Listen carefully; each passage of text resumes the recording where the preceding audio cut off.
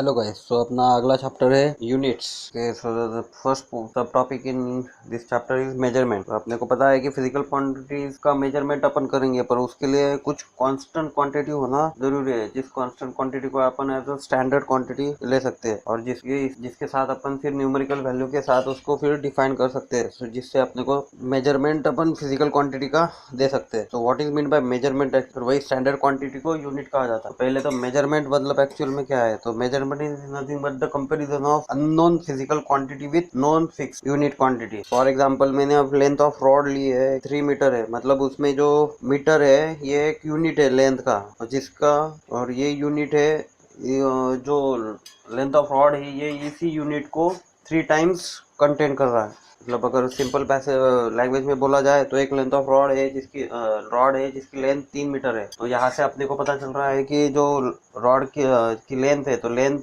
Major करने का जो यूनिट है वो मीटर है।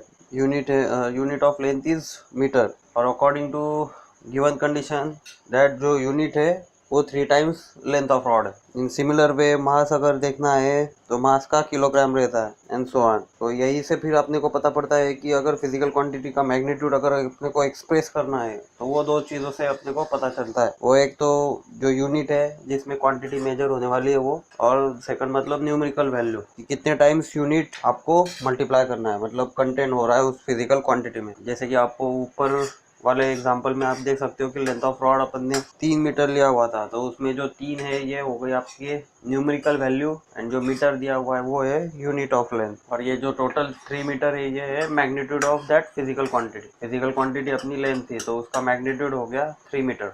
तो सपोज करो कि Q एक फिजिकल क्वांटिटी है, capital Q, N is numerical value है, and U is the size of unit है।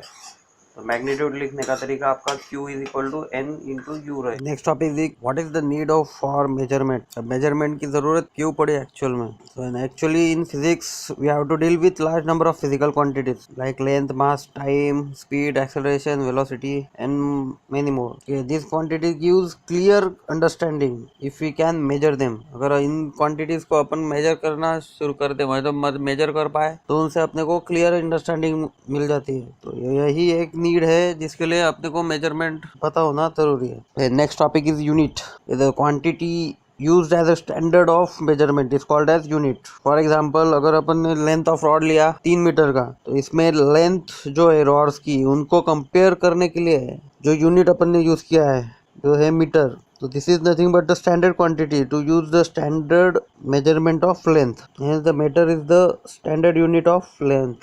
Okay, so then unit can be classified as fundamental units and derived units. So let's see what are the fundamental units and what are the derived units. Okay, so in mechanics 3 basic units are selected, that is mass, length and इनके अलावा जो दूसरे physical quantities है ये सारे के सारे length, mass and time के रिस्पेक्ट में in terms of them define किए जाते हैं। फॉर एग्जांपल अगर स्पीड को आप लेंगे तो स्पीड का अपने को पता है कि it is distance covered per unit time. So speed can be find as distance upon time. Unit of distance is length and that of second one is time. So speed is defined in terms of length and time.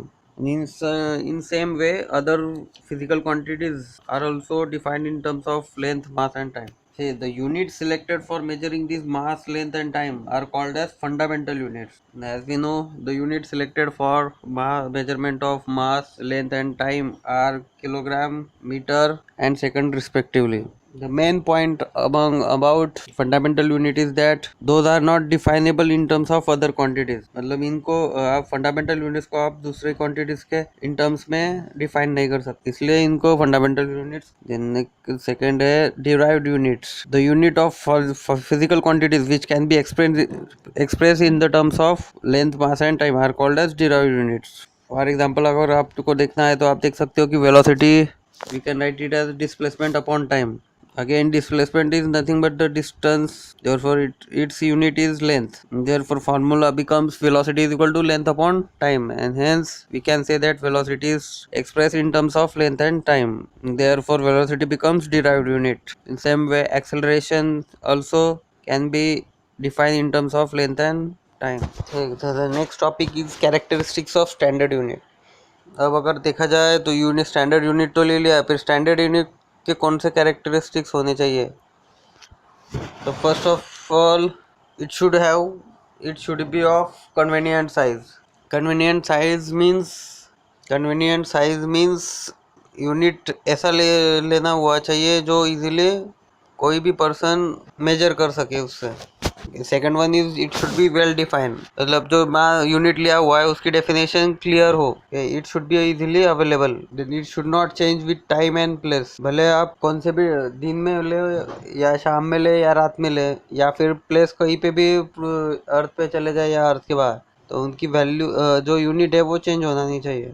Next one is should not change with the change in physical condition, मतलब temperature, pressure, इस type की जो physical condition है इसका unit पे असर नहीं होना चाहिए. And last but the least it should be agreed universally, all over the world accepted चाहिए. जिस टाइप से अपने को पता है कि मीटर का जो यूनिट लेंथ का जो यूनिट है मीटर, ये यूनिवर्सली एक्सेप्टेड है.